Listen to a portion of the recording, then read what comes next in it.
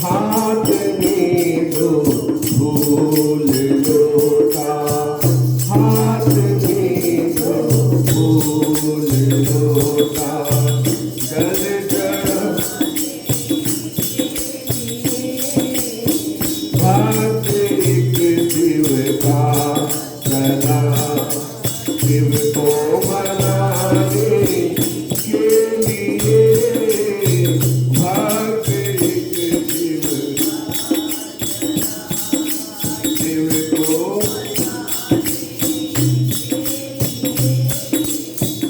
बोले शिव शंकर पकड़ कर, तू कहाँ जाता भगत, बोले शिव शंकर पकड़ कर, तू कहाँ जाता भगत, बोले शिव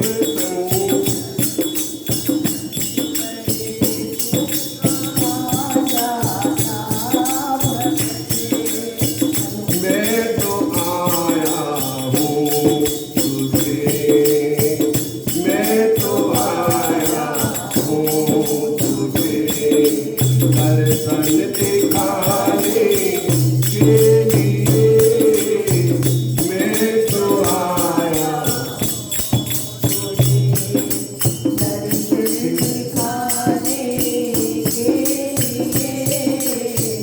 भक्त एक शिव का चला, शिव को मनाने के लिए हाथ में दो फूल लोटा, हाथ में दो फूल लोटा, जल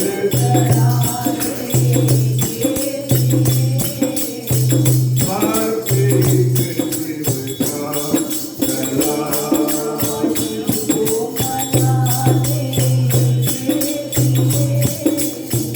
बोल दे जो एक लोटा, जल चढ़ा देता मुझे, बोल दे जो एक लोटा, जल चढ़ा देता मुझे, उसके भर देता हूँ पानी, उसके भर देता हूँ पानी में, खजाने के लिए उसके भर देता हूँ पानी, तार करना के लिए भक्त एक शिव का चला, शिव को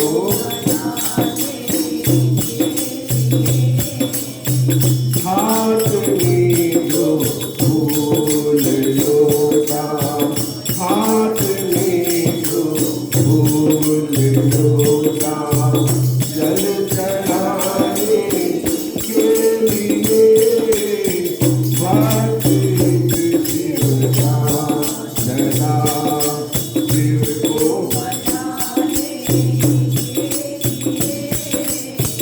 तूने तो काया सकल मुझ पर निछावर कर दी है, तुमने तो काया निछावर सब मेरे पे कर दी है, तूने तो सब मुझे पर कर दिए, तेरे फिर के भी लगाता, तेरे फिर के लगाता, भक्त आने के लिए, तेरे फिर के भी लगाता, भक्त आने भक्त एक शिव का चला, शिव को मनाने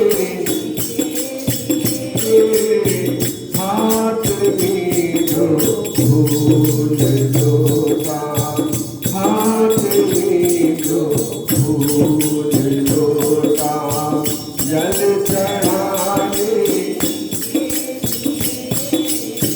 भक्त एक शिव का चला शिव को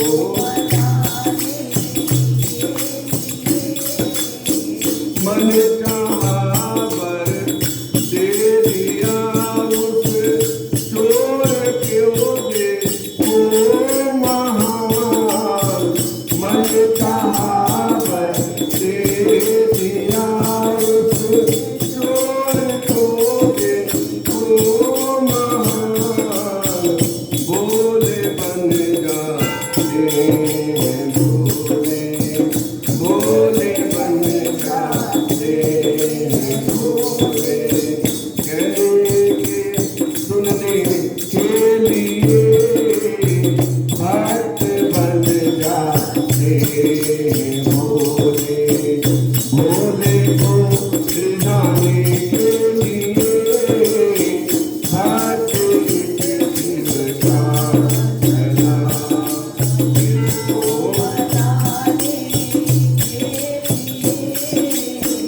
हाथ में जो फूल लोटा पाने के लिए भक्त शिव का चला शिव को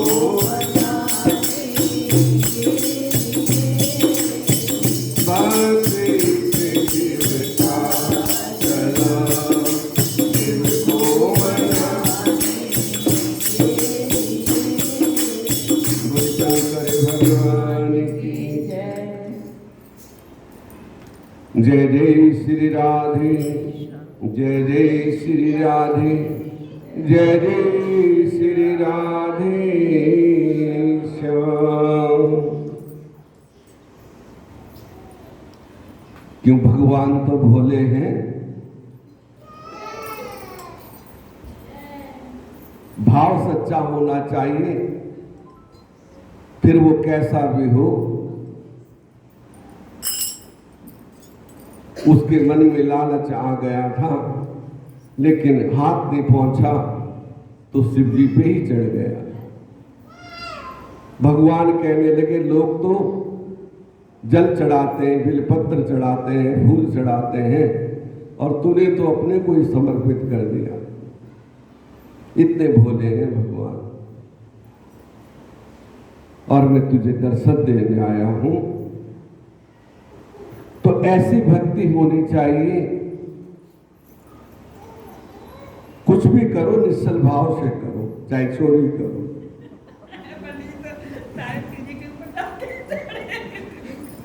भाव सच्चा होना चाहिए,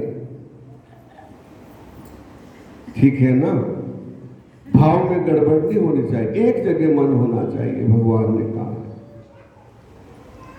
बस मुझे समर्पित हो जाओ, तो ऐसा भाव होना चाहिए।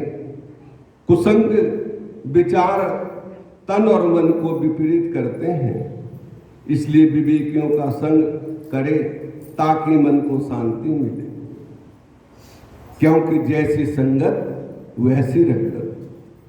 हम जैसी संगत में बैठते हैं वैसी रंगत आती है। चिंता करने से अच्छा है कि उपाय करें। हम चिंता करते रहे, हाय ऐसे हो गया, हाय ऐसे हो गया। अरे उस चिंता से अच्छा है कि हम उस रोग की औषधि करें, उसका उपाय करें, ताकि उसका निवारण हो सके। सुख होने का मंत्र है ज्ञान। यदि सुखी होना है, सुखी होने का मंत्र क्या है? ज्ञान। किसी से ज्ञान लो, ज्ञानी के पास बैठो।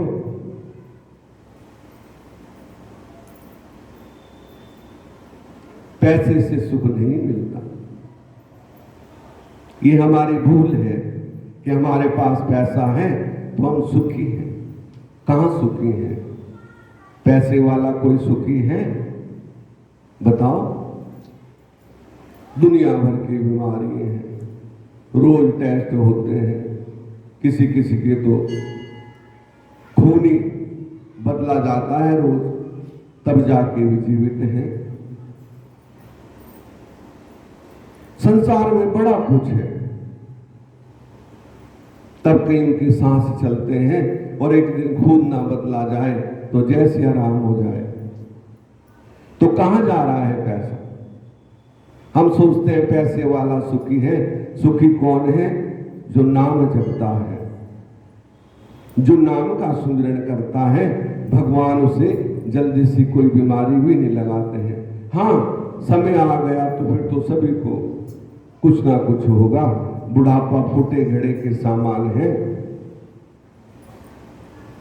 फिर चिंता नहीं करनी चाहिए। लेकिन उसको प्रभु ले जाते भी अच्छी तरह हैं, ऐसी कोई बात नहीं। तुम्हें देवता बनाना है, पर पहले तुम मनुष्य तो बन के दिखाओ। भगवान ने कहा है कि मैं तो तुम्हें देव बनाना चाहता हूं। देने वाला देव कौन है? देने वाला। देवता किसे कहते हैं? जो देता है। एक देवता है, एक लेवता है। और हम कौन है? हम लेवता हैं, देवता नहीं है। लेकिन भगवान ने कहा है मैं तुम्हें देव बनाना चाहता हूं, लेकिन तुम बनना नहीं चाहते। तुम तो मांग मांग मांग मांग, और मांग जो है ना, वो बालों को भी दो तरफ फाड़ देती है। तो मेरा तुम्हारा कैसे मिलन होगा? जब तक मांग नहीं मिटेगी तब तक मिलन नहीं हो सकता। मिलन कब होगा? जब हमारी मांग पूरी हो जाएगी कि हमें कुछ नहीं चाहिए प्रभु, हमें तो आप चाहिए। आप हमारे हैं और हम तुम्हारे हैं। बस इतना ही बहुत है। जितना आपने दिया बहुत है, आपका शुक्रिया है। ये जीवन दिया है कि थोड़ा है। हमारे हाथ पांव सब कुछ सलामत है। उनको देखो जिनके हाथ पांव भी नहीं है। एक बार कोई गरीब था, वो कहने लगा प्रभु मेरे पे धन नहीं है, मैं बड़ा गरीब हूं। भगवान प्रकट हुए कि तू गरीब है? कि मैं बहुत गरीब हूं। तो धन चाहिए? कि हां। कि एक राजा है, एक अपनी टांग दे दे और वो एक टांग के तुझे करोड़ों रुपए दे देगा। उन्होंने कहा प्रभु मैं टांग दे दूंगा तो चलूंगा कैसे? तो अपने हाथ दे दे। वो 4 करोड़ रुपए देगा। उन्हें कहा प्रभु मैं हाथ दे दूंगा तो काम कैसे करूंगा, खाना कैसे खाऊंगा? तो अपना जीवन दे दे। बड़ी गहरी बात है। अपना सर्वस्व जीवन दे दे। कि जीवन ही दे दूंगा तो पैसे का क्या करूंगा? तो भगवान ने कहा कि जब पैसा चाहिए ही नहीं तो तू गरीब कहां से है? तेरे हाथ है, पैर है, तेरे अंदर स्मरण शक्ति है, तू कमा सकता है, तो गरीब कहां से हुआ? अरे एक पैर के तुझे करोड़ों रुपए मिल रहे हैं और तू देना नहीं चाहता है। तो करोड़ रुपए ज्यादा हैं या तेरे पैर ज्यादा हैं या तेरे हाथ ज्यादा हैं? यही जीवन ज्यादा है कि प्रभु ये जीवन ही ज्यादा है, हाथ पैर ज्यादा हैं। और मुझे समझ में आ गया तो हम कहते हैं हम गरीब हैं। अरे तुम काहे के गरीब हो? चल सकते हो, फिर सकते हो, खा सकते हो, बोल सकते हो, तो कमा भी तो सकते हो ना। मेहनत भी तो वो करेंगे नहीं, उसके लिए आलस है। जब मेहनत करेंगे, कुछ भी ना करो, प्रातः काल उठ के प्रभु का भजन करो, तो प्रभु स्वयं देते हैं।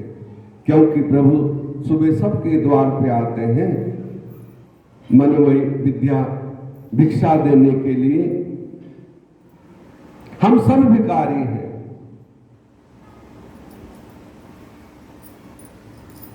ऐसा कोई जो है भिखारी नहीं है, बताओ कौन है? एक माता हाथ उठाओ यदि हम भिखारी नहीं हैं।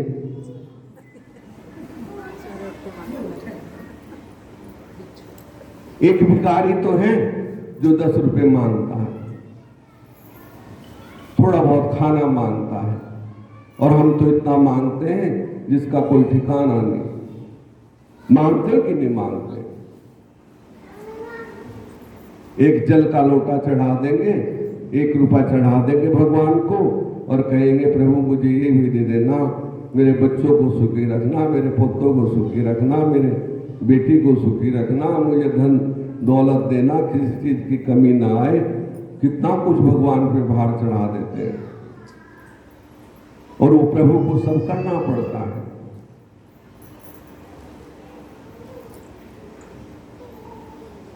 तो बोझ ही है ना। यदि हम किसी को कहें कि तुम्हें वहां आना है, तुम्हें मंदिर में आना है, तो बोझ रहता है ना सिर पे। तो क्या प्रभु को हम कितना बोझ चढ़ा देते हैं? जबकि कुछ नहीं मांगना चाहिए। भगवान से प्रार्थना करो कि तेरा दिया सब कुछ है, प्रभु आपकी कृपा बनी रहे, बस इतना चाहिए, इससे ज्यादा कुछ नहीं। वो सब देख रहे हैं, लेकिन हम बोझ चढ़ा, और भगवान को पूरा करना पड़ता है। जब जब भगवान से जो जिसने मांगा है, प्रभु ने वो पूरा किया है, चाहे जिस रूप में किया है।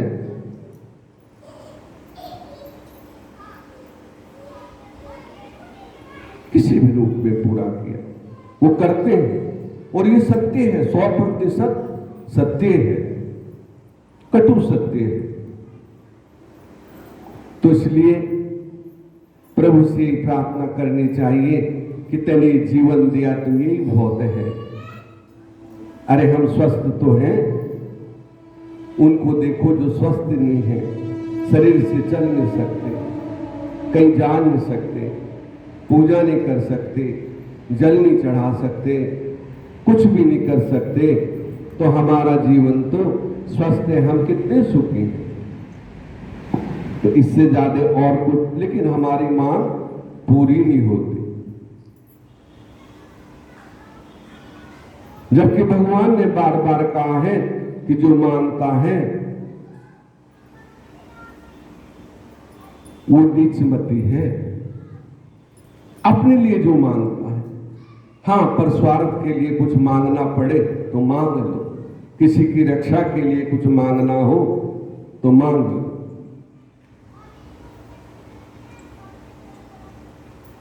मन में दया प्रेम और करुणा को भर लो, परमात्मा अपने आप ही समझ में आ जाएगा। कब आएगा? जब मन में प्रेम दया और करुणा होगी, तभी आएगा ना। क्योंकि पत्थर दिल कभी नहीं पसीजता, और जिसका दिल कोमल होगा वो पसीज जाता है। यदि थोड़ा सा मन में भाव भी आए तो वो कट जाता है, यदि हमारे पास भक्ति है। सुख और दुख भगवान के द्वारा नहीं भेजे हैं, भेजे जाते, बल्कि हम असमय उनके लिए जिम्मेवार हैं। सुख दुख भगवान के द्वारा नहीं भेजा जाता, उसके लिए हम स्वयं जिम्मेवार हैं।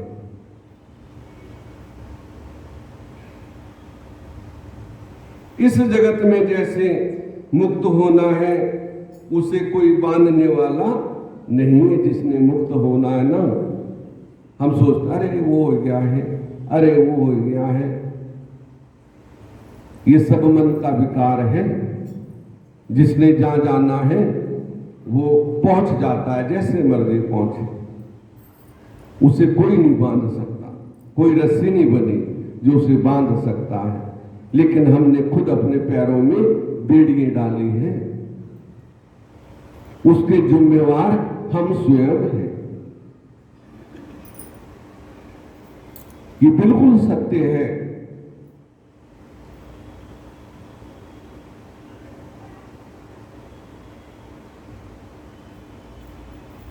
और जिसने इस जगत में बंधना है उसे भगवान भी नहीं छुड़ा सकते। जिसे संसार में बंधना है ना, उसे भगवान भी छुड़ा नहीं सकते। अब इतने लोग हैं डेराबस्सी में, आप चंद माताएं यहां आ रही हैं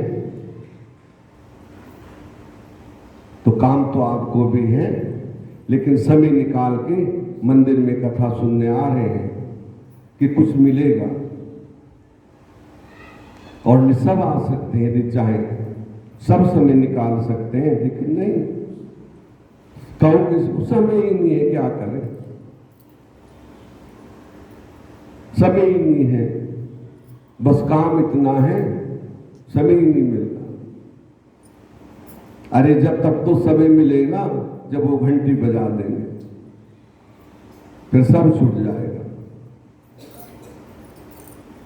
काम तो फिर भी होगा। तुम सोचते हो ना कि फिर कौन करेगा, अरे वो सब कुछ कर लेंगे करने वाले। हम अपने को समझते हैं कि हम कर रहे हैं, ये भूल है।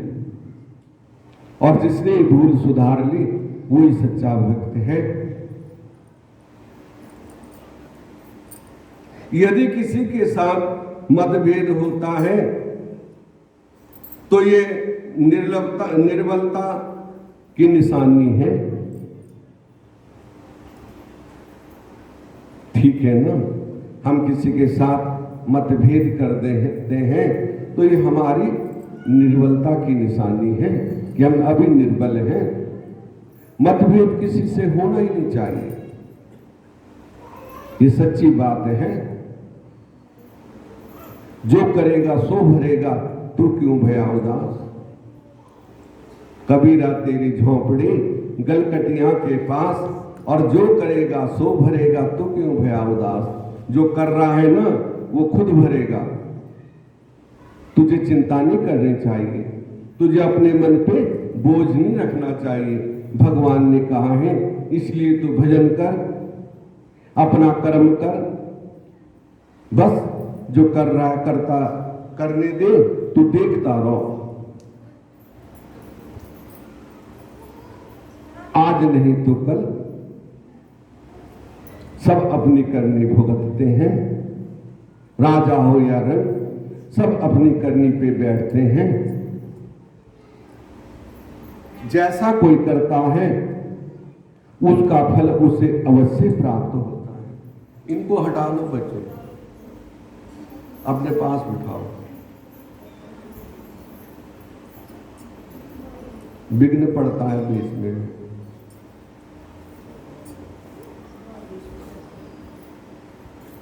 तो हर कोई अपने कर्म का साक्षी है, वो सब कुछ देख रहा है देखने वाला।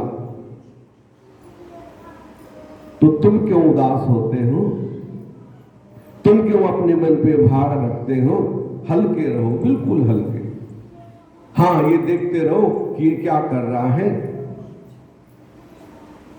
उसके फल का भागी मत बनो।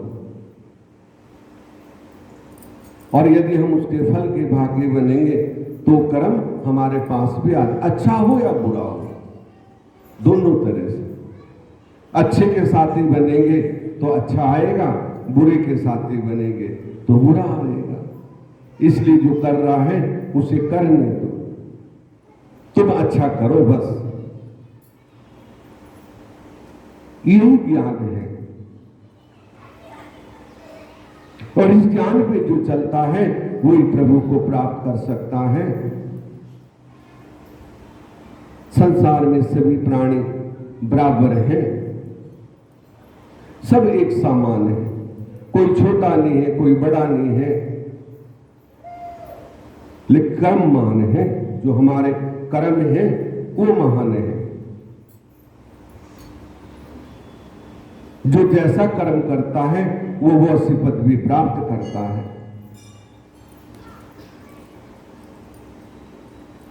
कोई जज है, कोई वकील है तो सब एक ही ना। कोई उससे भी बड़ा है तो सब प्राणी ना, लेकिन डिग्री अलग अलग है। तो ऐसे ही संसार भक्ति का मार्ग है। कोई सच्चा भक्त है जिसने सब कुछ समर्पित कर दिया, वो संत बन गया। कोई थोड़ी भक्ति करता है वो हमारे जैसा है, और जो उससे थोड़ी करता वो और थोड़ा है। और सबसे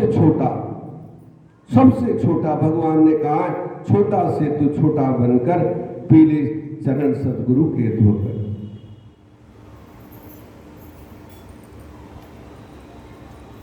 और जब तेरा मन निर्मल हो जाएगा तो भगवान वहीं प्रकट हो जाएंगे। कहा मिटा दे अपनी हस्ती को, अगर कुछ मर्तबा चाहे कि दाना खाक में मिलकर गुले गुलजार होता है। और खुदा बंदे से पूछे कि बोल तेरी क्या रजा है। यदि भगवान आके हमसे पूछे कि बोल भक्त, जैसे शिव उस भक्त के लिए प्रकट हुए कि क्या चाहिए, तब भक्ति का आनंद है ना। हम तो मांग मांग करते रहते हैं, वो खुद पूछे कि तुझे क्या चाहिए तो कितना आनंद है। हम किसी की सेवा करें और वो खुद अपने मुंह से कहे कि बोल बेटा तेने सेवा की है, क्या चाहिए। और होता है यदि हम सेवा करते हैं, गुरु चरणों की सेवा करते हैं, गुरु के सानिध्य में रहते हैं। हमारे सदगुरु महाराज थे,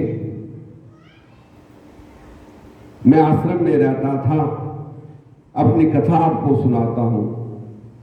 लेकिन सब पढ़ाई करते थे, मैं भी थोड़ी बहुत करता था, लेकिन मेरा भाव सेवा में ज्यादा था।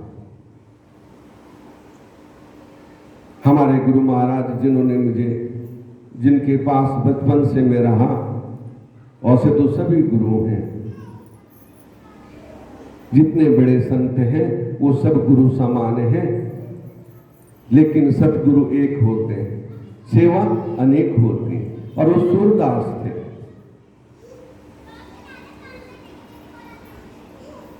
और इतने ज्ञानी थे, आयुर्वेदिक आचार्य थे, संगीत आचार्य थे, 18 पुराण कंठस्थ थे, सब वेद कंठस्थ थे। लेकिन मेरा भाव केवल गुरु महाराज की चरणों की सेवा में रहता था। मैं रात को भी जब तक महाराज जी सोते नहीं थे तो उनके पैर दबाता था, और सब शिष्य सो जाते थे। और जब कहते थे, नींद खुलती थी तो कहते तू सोया नहीं है, तो कभी कभी गाली भी देते थे।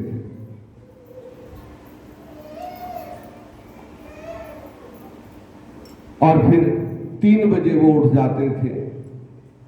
3 बजे उठ के उनको पकड़ के दिशा मैदान के लिए ले जाना, और 12 महीने गर्म पानी में नहाते थे। 12 महीने, सर्दी हो, गर्मी हो, बरसात हो, जो मर्जी हो। और अब तो ये हीटर है, और तुम्हारे ये लग गए, क्या कहते हैं, गीजर। उस समय कुछ नहीं होता था, कोई जानता ही नहीं था ये चीजें। लाइट तो थी, लकड़ी जला के पानी गर्म करना होता था। और बरसात में लकड़ी गिल्ली होती है, कितनी दिक्कत होती है। लेकिन मैं पानी गर्म करता था और पानी गर्म करके महाराज जी को नहला धुला के, जब तक नहाई नहीं तब तक कपड़े लेके खड़ा रहता था मैं। उनको वस्त्र पहना के पूजा में बिठा देना और पूजा में बिठा के तब मैं नहाने जाता था और नहा धो के फिर मैंने मंदिर साफ करना, मंदिर साफ करके शंख बजाना। आरती से पहले शंख बजाते हैं ना, तो शंख जब मैं बजाता था तब और शिष्य उठते थे। तो मेरा नित्य नियम था इतना कर्म करना। मैं पूरी रात सोता नहीं था। मुझे ये रहता था कि महाराज जी कब जाग जाएं, और उन्हीं के पास सोता था, वहीं पे सोता था, कहीं किसी चीज की जरूरत ना पड़े। तो महाराज जी ने कहा कि बेटा तैने सब कुछ मेरे से ले लिया, यदि गुरु इतना कह दे तो उसके लिए क्या कमी है कि तैने सब कुछ मेरे से ले लिया है, तुझे किसी चीज की आवश्यकता नहीं है। तू जंगल में भी बैठेगा तो वही मंगल हो जाएगा। और वही सब कुछ है। यहां में आया तो क्या था, ये सब गुरु कृपा ही है। देखा ही आप लोगों ने, कहने की जरूरत नहीं है। और आज सब कुछ बन रहा है, ये सब गुरु कृपा है।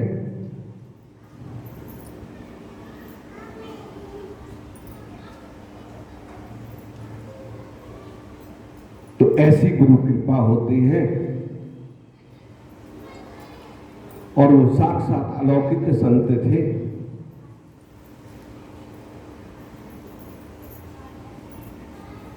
ऐसे संत संसार में मैंने 3 ही देखे हैं। ये हमारे महाराज जी थे, या फिर एक यहाँ त्रिलोकपुर के पास काले आम में एक महाराज जी थे, उनका भी हमारे से बड़ा प्यार था। उन्होंने भी अभी शरीर शांत हो गया। या फिर जो महाराज जी आ रहे हैं, इनके गुरु शरणानंद जी महाराज, वो भी अलौकिक संत है। और से तो सभी अलौकिक हैं, लेकिन जो हमने देखा है अपने जीवन में, और तो जो संत है वो महान ही है। उनका जीवन पर स्वार्थ के लिए ही है, लेकिन किसी किसी के अंदर विलक्षण शक्ति होती है। तो ये जीवन का सार है। अरे आलस तो हर किसी को होता है, आलस आएगा, नींद भी आएगी, लेकिन उसका त्याग करना। लक्ष्मण 14 साल तक जागते रहे, उन्होंने सो के नहीं देखा।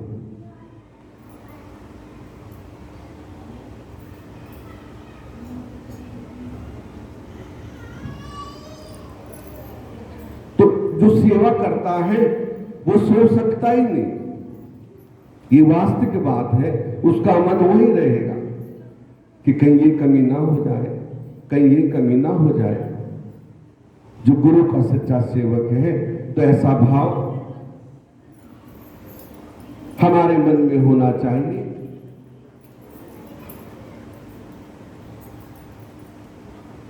तभी हम भक्ति के अधिकारी हो सकते हैं, तभी हमें भक्ति प्राप्त हो सकती है। और नहीं ऐसे तो सभी कर रहे हैं। महाराज जी ने कहा कि एक पानी का गिलास दे दो, महाराज जी आप ही ले लो ना, मुझे तो नींद आ रही है। वही खत्म हो गया सब कुछ। ठीक है ना?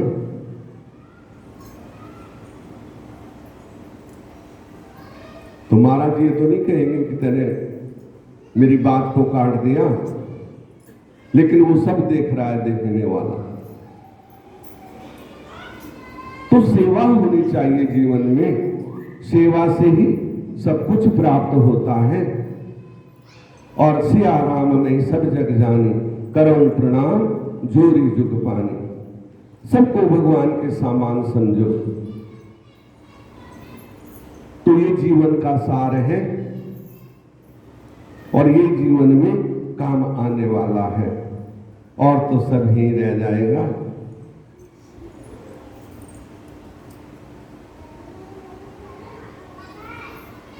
तो गुरु कृपा बहुत बड़ी होती है। जिस पे गुरु की कृपा है उस पे भगवान की भी कृपा होती है, चाहे कोई भी हो। लेकिन सेवा धर्म सबसे कठिन है, ये बात ध्यान रखना। सबसे कठिन है सेवा धर्म। तो इस तरह कृष्ण भगवान ने उपमन्यु से दीक्षा ली।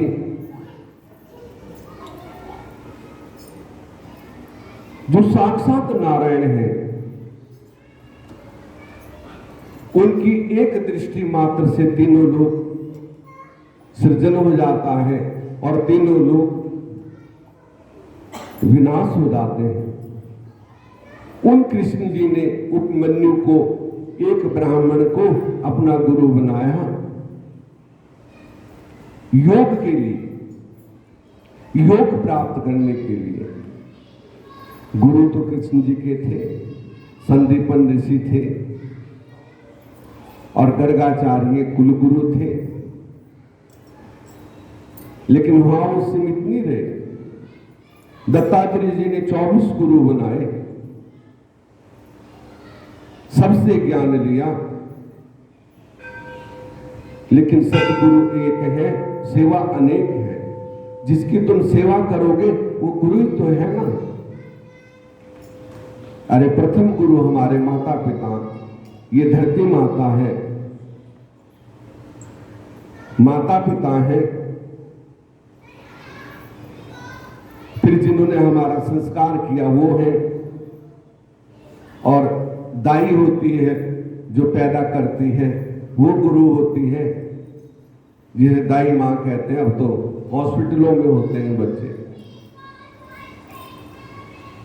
और फिर हमारे गुरु हैं जो हमारा संस्कार करते हैं, नामकरण करते हैं, वो भी गुरु हैं। फिर गुरु हैं जो दीक्षा देते हैं, हमें पढ़ाई करवाते हैं, हमें खाने कमाने की शिक्षा देते हैं, वो भी गुरु हैं। फिर हम किसी के पास जाके पढ़ाई करके काम सीखते हैं। कोई विद्या का सीखता है, कोई जो जैसा जिसको अच्छा लगता है। कोई इलेक्ट्रिशियन बनता है, कोई कुछ बनता है, कोई इंजीनियर बनता है, कोई कुछ बनता है, वो भी गुरु हैं। लेकिन सच्चे गुरु कौन है? जो सतगुरु हैं, जो जहां से आए उनसे मिला देते हैं, वो सतगुरु है। तो इसलिए किसी का अपमान नहीं करना चाहिए, ठीक है ना। तो कृष्ण भगवान ने उपमन्यु से योग शिक्षा ली। कृष्ण बोले कि हमारे से आप जिन्हें पहले सूक्ष्म रूप से कह चुके हैं, अब उत्तम शिव संस्कारों का विस्तार पूर्वक सुनाने की कृपा करें। उपमन्यु बोले सुनिए, 6 मार्ग हैं।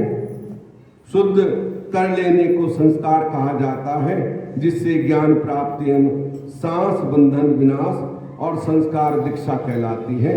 ये दीक्षा 3 प्रकार की है: संबति, शक्ति, मंत्र, शमी।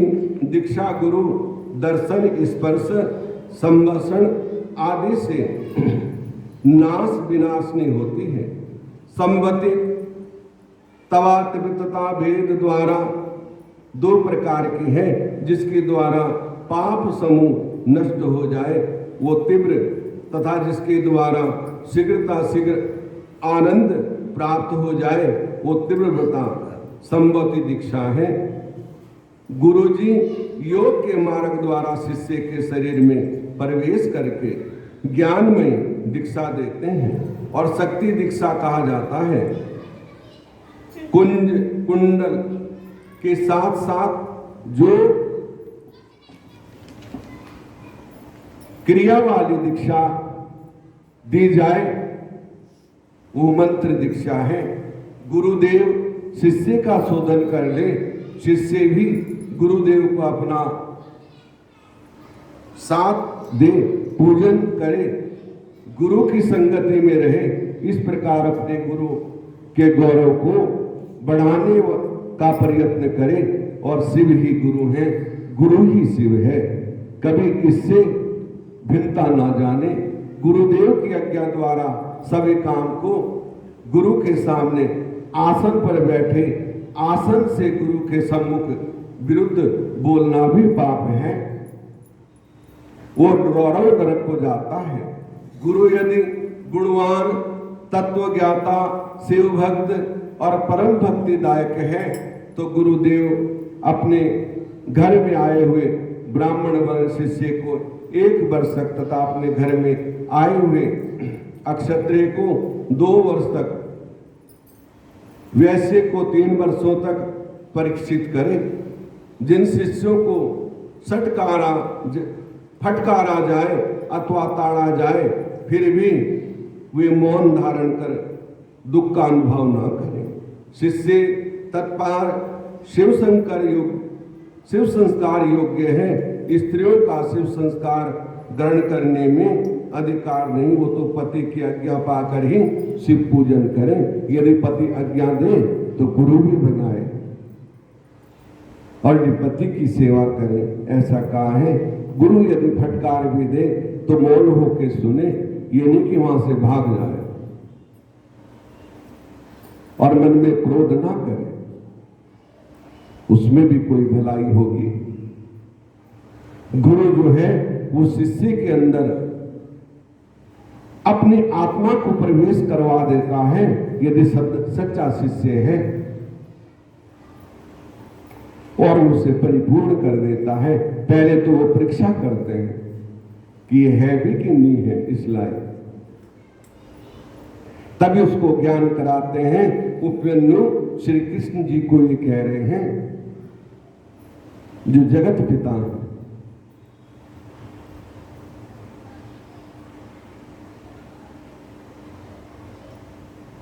पतिहीन नारी पुत्र अथवा अन्य किसी से आज्ञा ले ले, कन्या को तो पिता की आज्ञा ही ग्रहण करनी चाहिए, ठीक है ना। कन्या के लिए पिता गुरु के समान होता है, वो उनकी बात को ग्रहण करे, उनकी बात को सुने, जो कहे पिता उस बात को माने।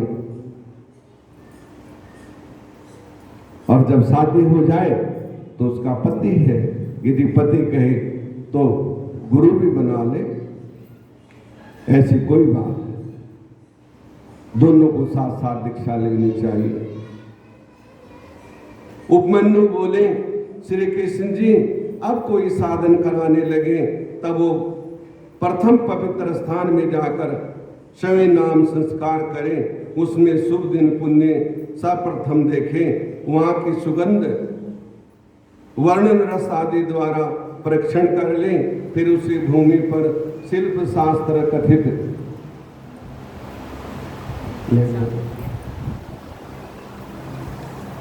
मनोहर मंडप रचना करें, मध्य में वेदी ईशान कोण में लेकर 8 दिशाओं में, वो नीचे के सूट साथ दबा,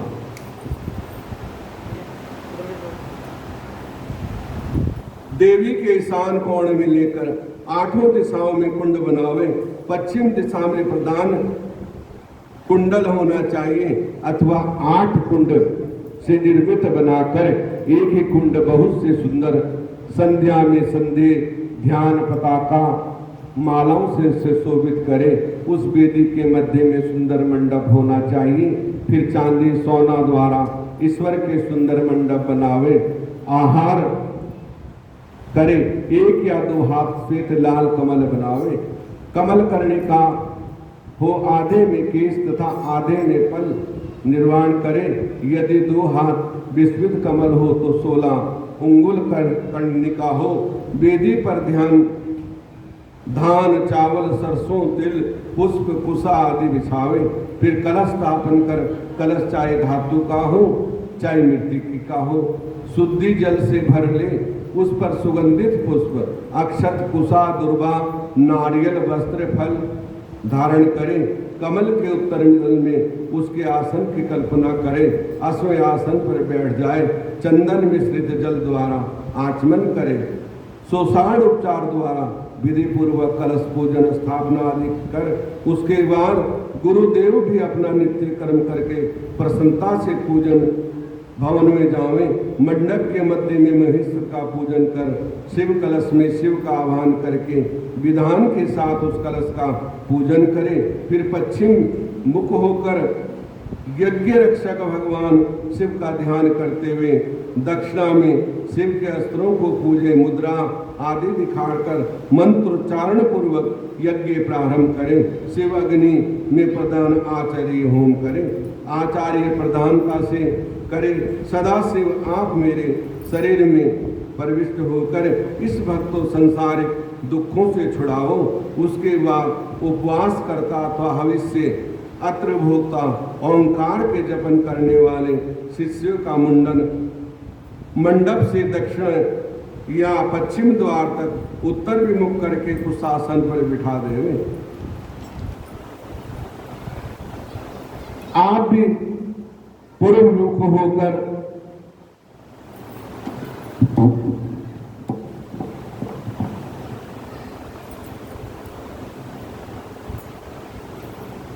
प्रोक्षण करें।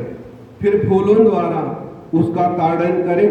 मंत्र शोधन नवीन वस्त्र से उसकी आंख बांधकर उस शिष्य को मंडप में ले जाए और गुरुदेव की आज्ञा पाकर शिष्य शिव की 3 परिक्रमा करें। उसके बाद पूर्व या उत्तर की ओर मुख करके स्वर्ण के साथ पुष्पांजलि अर्पण करें, दंडवत प्रणाम करें। उसके बाद शिष्य प्रोक्षण आचार्य उसकी आंखें खोल देवे। शिष्य आंखों द्वारा मंडप का दर्शन करे, प्रणाम करे। शिष्य को आचार्य मंडप के दक्षिण और कुशासन पर बिठावे। असमय शिवराधन शिव शास्त्र अनुसार प्राणों का विनम्र करके शिष्य के शरीर में प्रविष्ट होकर मंत्रों द्वारा तर्पण करे और मूल मंत्र से तर्पण दे। 10 आहुतियां अंग देवताओं के लिए 3 आहुतियां प्रदान करें। इसके बाद आहुतियां आचार्य को देवे। इसके बाद महेश्वर का पूजन कर आचमन करे। यक्षिणी अथवा वैश्य इनका उद्धार करके उनमें ब्रह्म तत्व को उत्पन्न करें। फिर से रुद्र कहकर संबोधित करें। गुरुदेव वायु को नाड़ी द्वारा निकाल सुषुम्ना नाड़ी द्वारा धारण करें। फिर मंत्रों से हृदय में प्रवेश करें। शिष्य को आसन पर बिठा दे। घट जल से मंत्रों द्वारा उसका प्रोक्षण करें। उसके बाद शिष्य फिर जाकर स्नान शुद्ध वस्त्र धारण कर मंडप में आ जाए। पहले तरह गुरु उसे कुशा का आसन पर बिठाकर देव पूजन करे और करन्यास आदि करे। फिर आचार्य भस्म लेकर शिष्य का स्पर्श करते हुए शिव स्मरण करे, हाथ जोड़ प्रार्थना करे। देवादिदेव आप अचल होकर विराजें। फिर शिव के तेज स्मरण करे। इसके बाद गुरुदेव शिष्य के कान में धीरे धीरे शिव मंत्र का उपदेश करे और शिष्य हाथ जोड़कर सुनता जाए। फिर आचार्य आज्ञा पाकर शिष्य मंत्र का उच्चारण करे। गुरुदेव उससे शक्ति मंत्र बुलवाकर मंगलाचरण करे, योग आसन की दीक्षा दे। इसके बाद गुरुदेव की आज्ञा से शिष्य शिव अग्नि आचार्य के पास भक्ति के 7 दीक्षा वचनों का उच्चारण करे। भगवान शिव का जब तक पूजन ना कर ले कभी प्रथम भोजन ना करे। इस प्रकार विधि पूर्वक पूजन करने वाला शिष्य समय ज्ञान पाने के अधिकारी पा लेता है। इसके बाद करन्यास आदि करके हाथ से भस्म लेकर शिष्य को देवे। अवंत्रित कर रुद्राक्ष भी दे। शिव शंकर जी की मूर्ति भी दे। पूजन हवन जपन ध्यान आदि साधन समझा दे। शिष्य इन सब वस्तुओं को आदर के साथ ग्रहण करे। पूजा का विधान भी समझा दे, भगवान ने कहा है, और वो सारा कुछ गुरु के आज्ञानुसार करे तो वो अवश्य मुक्त हो जाता है। इस संसार सागर से उपमन्यु ने सारी शिक्षा, उपमन्यु बोले श्री कृष्ण जी, इसके बाद अपने शिष्य की योग्यता जानकर बंधनों से मुक्ति पाने के लिए संशोधक करे, कला तत्व वर्ण पद मंत्र, इस प्रकार 6 अध्याय, निवृत्त प्रतिष्ठा विद्या शांति अतीत, ये 5 तत्व हो जाती है। सभी विद्या दे और शिष्य अपने गुरु को ही शिव रूप माने कि मेरे गुरु साक्षात भगवान हैं, सतगुरु भगवान हैं। जो ऐसा मन में सोचता है तो इस जीवन से मुक्त हो जाता है और परम पद को प्राप्त होता है। तो गुरु भक्ति करना आसान नहीं है।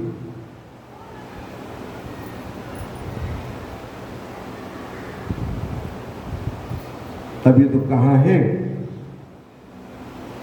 कि गुरु जी से ध्यान लगाना, क्या तूने सहज में जाना, गुरु जी से प्रेम लगाना, क्या तूने सहज में जाना, सहज में जाना, तूने सहज में जाना, सहज में जाना, तूने सहज में जाना, गुरु जी का ध्यान लगाना, क्या तूने गुरु जी से प्रेम लगाना, क्या तूने प्रेम किया था नरसिंह भगत ने, प्रेम किया था, प्रेम किया था नरसिंह भगत ने, प्रेम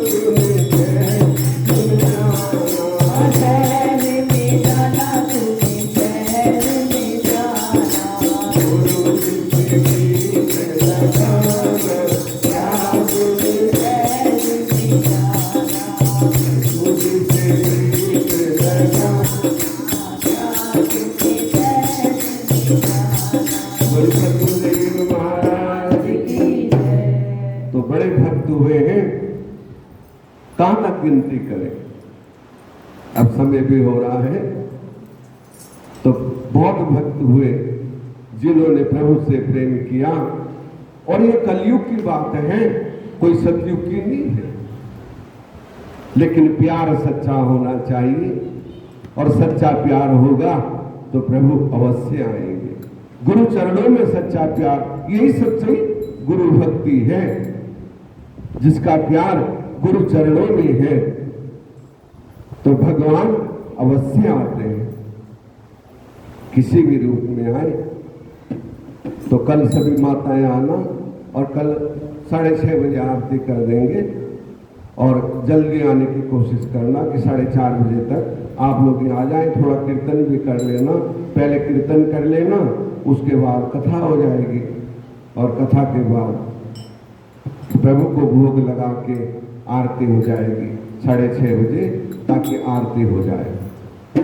बोले शंकर भगवान की, हर हर महादेव शंभो काशी, हर हर महादेव शंभो काशी, विश्वनाथ काशी विश्वनाथ काशी, हर हर महादेव शंभो काशी विश्वनाथ। बोले शंकर भगवान की।